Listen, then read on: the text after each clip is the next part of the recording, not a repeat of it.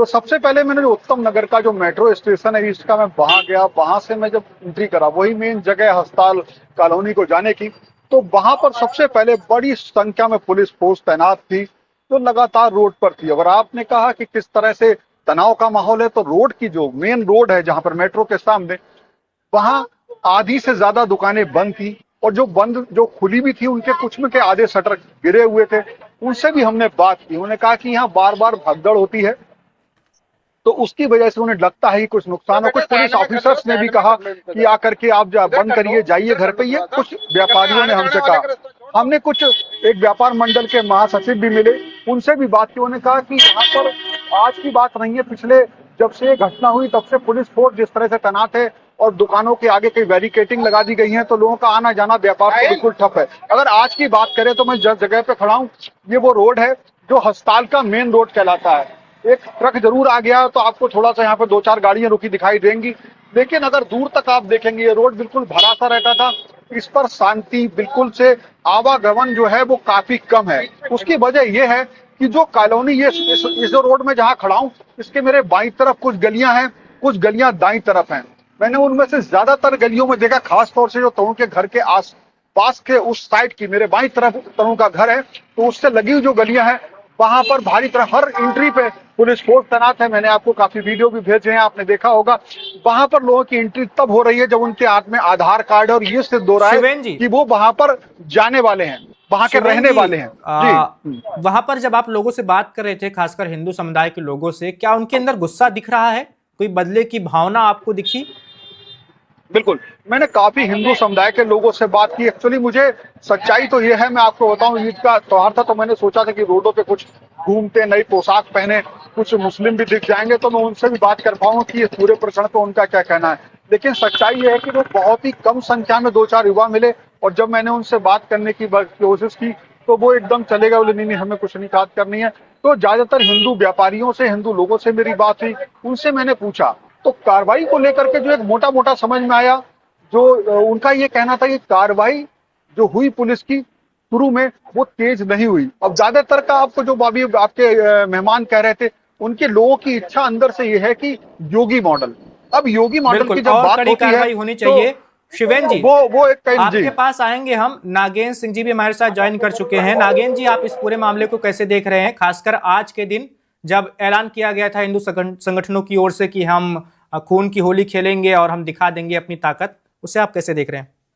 नहीं वैभव, I think ये बहुत सराहनीय है कि दिल्ली की जो पुलिस है उन्होंने इस तरह के, अगर किसी ने कोई बात की लेकिन उसके बावजूद सारे इंसिडेंट जो है, ऐसा कुछ इंसिडेंट हो नहीं रहा। We have the reporters on the ground जो बता रहे हैं कि इस तरह का कुछ हुआ नहीं है, कि उस तरह के कोई माहौल वैसा नहीं है। लेकिन सबसे बड़ी बात है कि जब हम इतना बातें कर रहे हैं कि तो मृत्यु हो गई हिंदू की, ऐसा हो गया वैसा हो गया, तो फिर जिम्मेदारी किसकी है? अब सरकार किसकी है? किसको ये कंट्रोल करना है? किसकी जिम्मेदारी बनती है? छोड़िए ये हिंदू मुस्लिम देखिए, करने का कोई फायदा है नहीं। बट रियलिटी तो ये है कि आपको ये देखना है कि पुलिस किस प्रकार से काम कर रही है, वो अपनी जिम्मेदारी किस प्रकार से निभा रहे हैं। उसके बाद सरकार किस प्रकार से अपनी जिम्मेदारी निभा रही है। कौन से धर्म का इंसान मरता है, किसी की भी मृत्यु हुई तो एक इंसान की जान गई।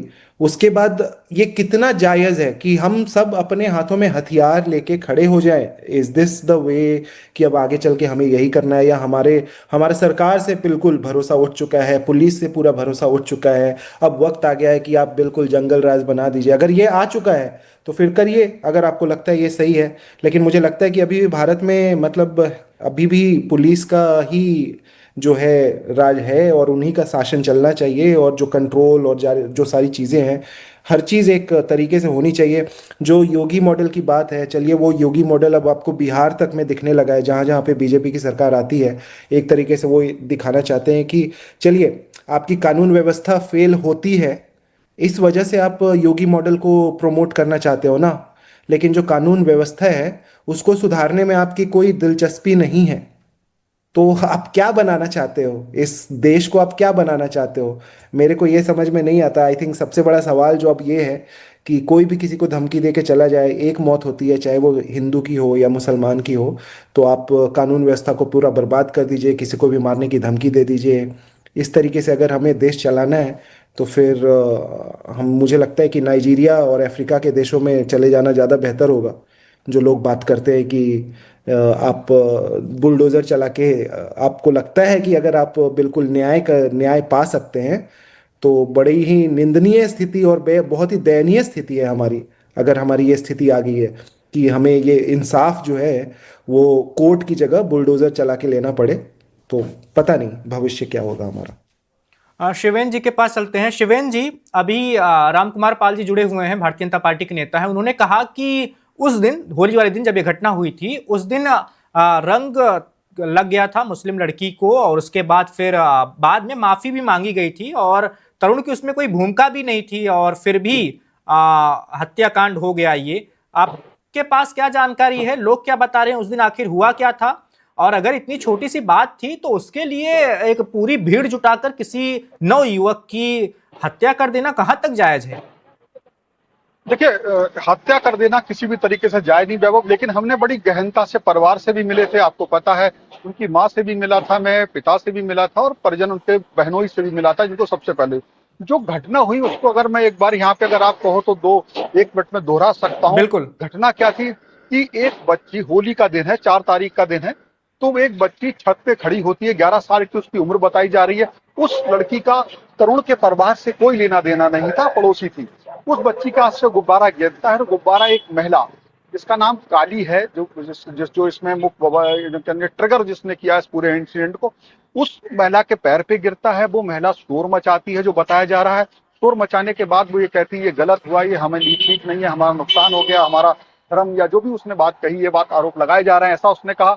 उसके बाद उसके परिजन कुछ इकट्ठे होते हैं, वो चीज और ज्यादा बढ़ती है। बढ़ते बढ़ते वो इतनी बजा जाती है कि उस बीच में तरुण के जीजा जो है वो वहां पहुंच जाते हैं, और चाचा पहुंच जाते हैं, पड़ोसी होने के नाते। वो कहते हैं बहन जी आप जाइए, कोई बात नहीं, इसने करा, बच्चे से हम माफी मांगते हैं, ऐसा उनका कहना है। और चंद लोग और भी थे यहाँ के पार्षद है, उनका, वो आम आदमी पार्टी के, उनका भी यही कहना है। मैंने उनसे भी बात की थी, तो ये भी नहीं कि मैं बीजेपी की बात करूं या वो लोग कह रहा हूं, वो आम आदमी के पार्षद हैं, और इत्तेफाक से वो इसी खड़िक बिरादरी से आते हैं जिसका ये बच्चा तरुण था। तो वो भी वहां मिले थे मुझे, उन्होंने कहा ये बात थी, उसी ने शोर मचाया, बाकी लोगों का इन्वॉल्वमेंट नहीं था। वो कई सारे लोग इकट्ठे हो जाते हैं, और इस इकट्ठे होने में चोट लगती है, हाथ टूट जाता है मारपीट में तरुण के जीजा का और चाचा का। इसके बाद में सारे लोग अस्पताल पहुंचते, यहां तक जो कानून व्यवस्था की बात हो रही वैभव, वो यहाँ पर भी इतना बड़ा बवाल हो रहा है। वहां से थाना लगभग 150 से 200 कदम के बीच में जो तरुण का घर है, और वहां पे पुलिस को सूचना मिल भी जानी चाहिए। पुलिस का सूचना तंत्र इस मौके पर, जहां पर मिक्स पॉपुलेशन है, और होली जैसा, आज जैसे ईद पर इतना सख्ती दिखा रहे हैं, होली जैसा त्योहार है जहां पे सेंसिटिव माना जाता है, पुलिस फोर्स वहां होनी चाहिए थी। वो समझना चाहिए, उसकी सेंसिटिविटी समझना चाहिए थी। वहां पर पुलिस कुछ नहीं करती है। वो लोग अस्पताल तक पहुंचते हैं, यहाँ तक पुलिस किसी को गिरफ्तार नहीं करती, किसी नहीं करती है। वहां पे फोर्स ज्यादा नहीं बढ़ाई जाती, वहां पर नाकेबंदी नहीं की जाती, उस गली के आसपास लोग बचाए नहीं जाते। मैं यहाँ तक की बात बता रहा हूँ। अब इसके बाद क्या होता है, तरुण बाहर होता है, तरुण आता है, ये बताया जा रहा है वहां पे जब तरुण लौट करके आता है शाम को, कुछ देर बाद रात के समय होता है, तो वहां पर उसी काली के परिजन तरुण को घेर लेते हैं। वहां उसकी बहस होती है, बहस होने के बाद वो उसके ऊपर धारदार हथियार के साथ साथ कुछ पत्थर से बात करते हैं, और इतनी बेदर्दी से मारते हैं, उसके सीने को कुचलते हैं, उसके सर को कुचलते हैं। मतलब अगर मैं कहूं तो मतलब ये पता नहीं कहना कितना दर्दनाक होगा कि भेजा बाहर आ जाता है, सीना बाहर आ जाता है। तो उसकी वहीं पे लगभग स्थिति ऐसी हो जाती है, वो मरणासन्न हो जाता है, गिरा जाता है। वहां पर लोग भीड़ दौड़ती है, उसे लेके भागते हैं, अस्पताल में एडमिट कराते हैं, नेक्स्ट डे उसकी मौत हो जाती है। तो अचानक हुई मौत नहीं थी कि गलती से कहीं चोट लग गई और मौत हो गई, बकायदा बिल्कुल कुचला गया है, चाकू घोंपा गया है। ये तो क्रूरता है। बिल्कुल, पहला अंतर यह है कि जब चाचा से और जीजा से लड़ाई होती है तरुण के, तो वो लड़ाई हम ये मान सकते हैं रंग गिरा, उस समय तनावपूर्ण माहौल हो गया, और वो इंसिडेंट में चोट लग गई, ज्यादा हाथ पड़ गया, गिर गया, चोट लग गई हाथ में। लेकिन तरुण की जो मौत होती है वो उसके काफी देर बाद होती है। तो उसमें दो चीज साबित होती है, एक तो पुलिस की निष्क्रियता। सवाल का जवाब और दे दीजिए, उसके बाद रामकुमार पाल जी के पास चलेंगे। क्या तरुण के परिवार और आरोपियों के परिवार के बीच कोई पुराना विवाद भी था? जैसी की बातें बहुत सारे लोग कर रहे हैं कि होली वाली, रंग वाली बात मेन नहीं है, मुख्य बात तो पहले से ही थी, कोई ऐसा कुछ था? देखिए मैंने वहां पर जाकर के जानकारी हासिल करी। दोनों परिवार राजस्थान से आते हैं, 50 साल पहले आए थे, पास में रहते हैं, अब पड़ोस में रहते हैं। छोटी मोटी बात अगर कहीं कुछ होती है तो वो तो लोगों ने कहीं यहाँ पे बताई नहीं। ऐसी रंजिश जिससे कत्ल कर दिया जाए, हत्या कर दी जाए, ऐसी कोई रंजिश दोनों के बीच में अभी तक निकल के नहीं आई है, ना तो यहाँ के लोगों के द्वारा, ना पुलिस की जांच में आई है।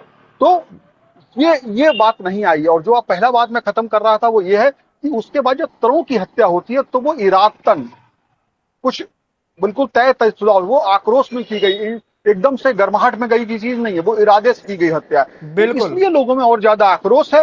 बच्चा 26 साल का था, बेहद खूबसूरत था, बहुत अच्छी बिल्ड थी, सरकारी नौकरी की तैयारी कर रहा था, उस परिवार का चिराग था, उस परिवार की उम्मीद था, उस परिवार का भविष्य था। तो इसलिए लोगों को वो चीजें भी बड़ा दर्द दे रही हैं, बहुत ज्यादा वो चीज आगे आई है।